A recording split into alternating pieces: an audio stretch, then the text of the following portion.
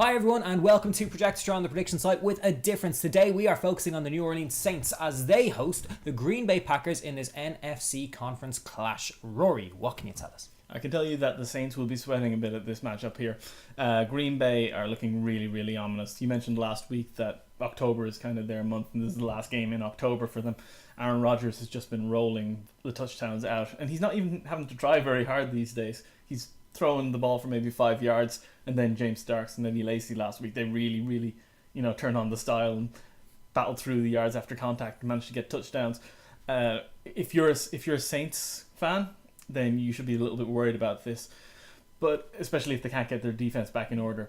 Although I'm not so certain it's about stopping the Packers as much as it is outscoring them, because the offense has been, covering up some defensive frailties lately. Now, the Green Bay defense has also been improving, but you're coming up against Drew Brees and his happy men down in New Orleans. However, they really haven't started firing yet either.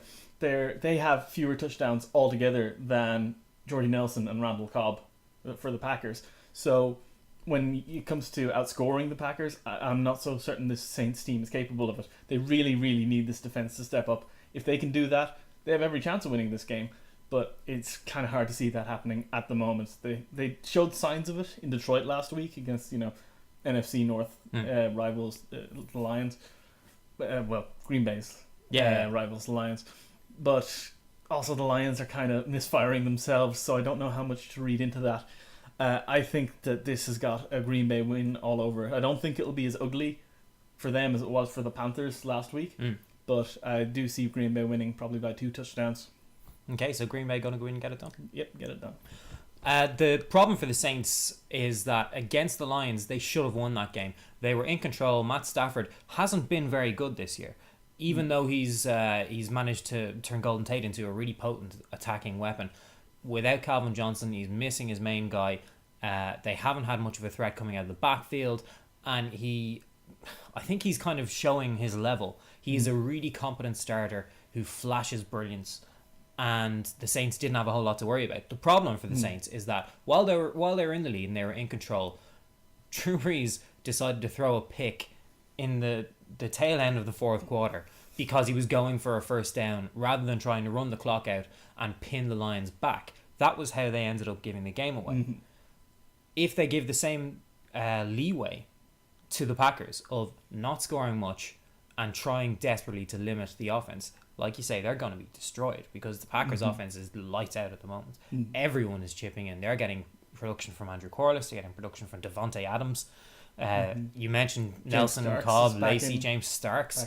Everybody is playing brilliantly. The sign of a really good offense is that Aaron Rodgers is throwing touchdowns non-stop, but he's barely breaking 250, 280 yards a game. Yeah, it's true. He's doing what needs to be done, and exactly. They're racing out to really big leads in the first half, and then just letting their defense pick off teams as they panic in the second. This defense is really improving as well. Morgan Burnett, Clinton Dix, who started properly for the first time last week, their first round draft pick, playing really well at safety. Sam Shields was looking like he might be injured for a long time, but he's bounced back immediately. Julius Peppers has turned out to be a really solid free agent signing, and Clay Matthews, even though he's not been playing that well, the threat of Clay Matthews on one side is allowing Julius Peppers to get to quarterbacks on the other.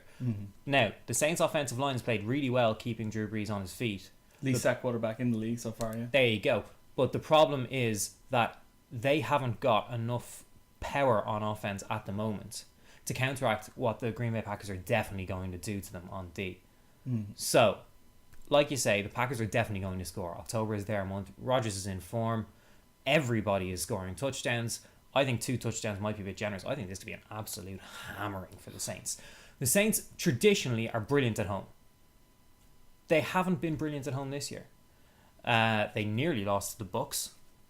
And the Bucs, as we've seen, are possibly the worst team in the NFL this year.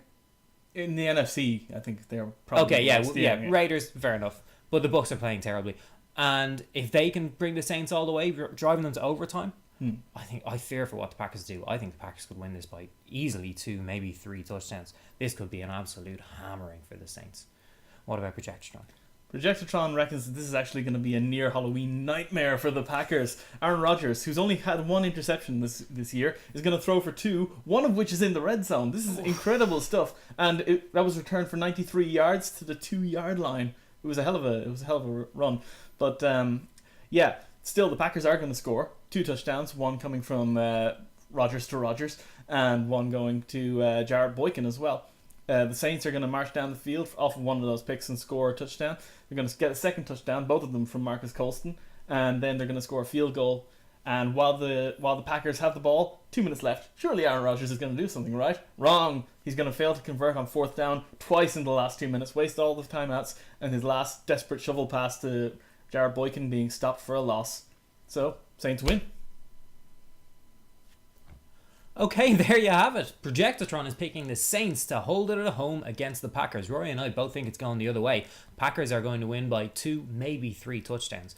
Definitely look for some sort of Packers handicap, I think, is our recommendation. Yeah, big one too. Yeah, big one. Thanks very much for joining us, but don't forget to check out our NFL Projectotron, where we preview all the other games this weekend. And our Premier League Projectotron is going to focus on Manchester United against Chelsea, and our Premier League podcast will pick up all the rest of the Premier League games this weekend too. Thanks very much for joining us, and enjoy the football.